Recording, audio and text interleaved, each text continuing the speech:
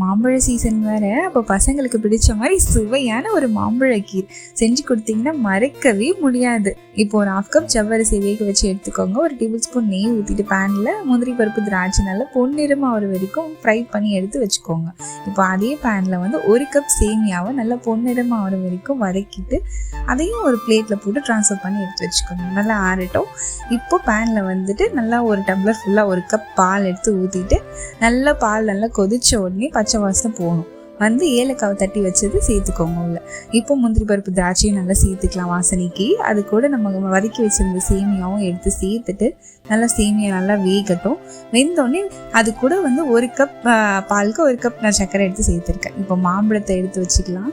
இப்போ ஜவ்வரிசி அதுக்குள்ளே நல்லா சேர்த்துட்டு கட் பண்ணி வச்சுருந்த மாம்பழ பியூரியை வந்து நம்ம அரைச்சி எடுத்து அது கூட வந்து தண்ணி சேர்க்காம அரைக்கணும். நல்லா அது கூட கிளறி எடுத்திங்கன்னா கொடுத்து சில்லுன்னு சர்வ் பண்ணுங்கள். சூப்பராக இருக்கும்.